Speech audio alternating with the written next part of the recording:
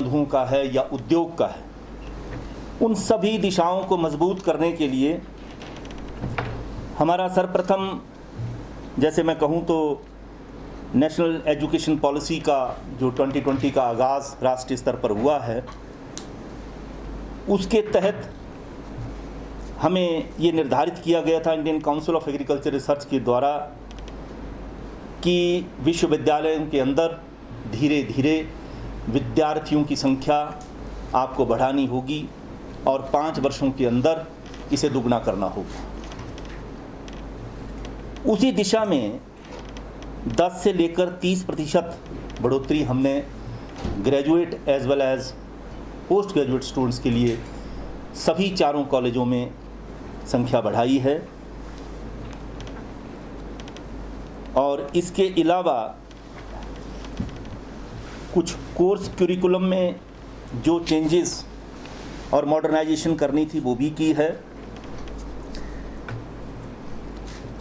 अभी शिक्षा के क्षेत्र को ही और मजबूत करने के लिए दूसरे विश्वविद्यालयों के साथ memorandum of understanding MOU sign करने के लिए हम आगे बढ़ रहे हैं, जिसमें कि Punjab agriculture university Ludhiana, CCS Haryana agriculture university Hisar, Sher Kashmir university of agricultural sciences technology Jammu और GB Pant university of agriculture and technology Pantnagar, ये प्रमुख हैं जिनके साथ हमारा MOU साइन करने की दिशा में हम आगे बढ़ चुके हैं। जहाँ तक विद्यार्थियों का सवाल है, स्वाभाविक है कि अगर विद्यार्थियों का नंबर बढ़ेगा तो अध्यापकों की भी ज़रूरत है। अध्यापकों की ज़रूरत को पूरा करने के लिए हमने वैज्ञानिकों की नियुक्ति 2020 में 24 लोगों की नियुक्ति की थी और नॉन टीचिंग की 23 लोगों की नियुक्ति की थी। टोटल 47 लोगों की नियुक्ति 2020 में हुई।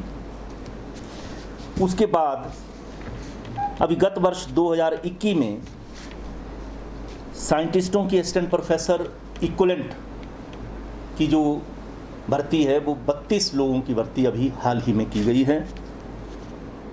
इसके अलावा नॉन टीचिंग के लिए 81 लोगों की भर्ती अभी होने जा रही है।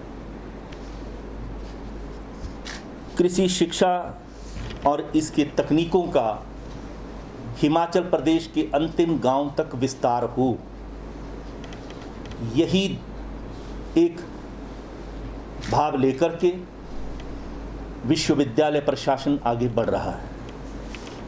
इसमें अभी आने वाले समय में हम ऑफिस की तरफ भी बढ़ रहे हैं, जिसमें गवर्नेंस को चुस्त दुरुस्त किया जाएगा और इसकी भी गति बढ़ेगी, ट्रांसपेरेंसी भी बढ़ेगी। हाल ही में नवंबर माह में और अक्टूबर में गत वर्ष मैंने पूरे ट्राइबल एरिया का दौरा किया और हरेक केंद्र को बखूबी वहाँ रह कर के 2-2, 3-3 दिन वहाँ रह कर के उनकी व्यवस्थाओं को देखा। कई वर्षों से इन स्टेशंस पर साइंटिस्ट कई स्टेशन पर तो थे ही नहीं और उन स्टेशनों की जो कार्यशैली थी उस पर बड़ा बुरा प्रभाव पड़ रहा था। लेकिन अभी इस दौरे के बाद जो नई नियुक्तियां हमने अभी की हैं उसमें से लगभग सभी केंद्रों पर, जैसे हमारा किन्नौर में एक रिसर्च सेंटर है, उसका नाम है mountain agriculture and extension centre Sangra, उसमें हमने अभी साइंटिस्ट की तैनाती की है। एक रिसर्च सब स्टेशन लियो है, ये भी किन्नौर में पड़ता है, इसमें भी हमने एक साइंटिस्ट की तैनाती की है। जो लरी में साइंटिस्ट है वही इस लियो स्टेशन को देखेगा। इसके अलावा स्पीति में हमारा रिसर्च सब स्टेशन लरी है, वहाँ भी एक साइंसदान की नियुक्ति की है। इसके अलावा वेट टेम्परेट जोन में डिस्ट्रिक्ट चंबा में हमारा सलूणी में केंद्र है, वहाँ भी कई वर्षों से वो साइंटिस्टों के पद खाली पड़े थे, वहाँ भी 2 साइंटिस्ट अभी पिछले माह हमने वहाँ पर भेजे हैं और इस स्टेशन का नाम है mountain agriculture research and extension centre Saloni. इसके अलावा highland agriculture research and extension centre Kukumseri Lahaul Spiti district में, लाहौल में जो केंद्र हमारा है, इस केंद्र पर भी 2 साइंटिस्टों को और साइंटिस्ट हमने वहाँ पर भेजे हैं। इस तरह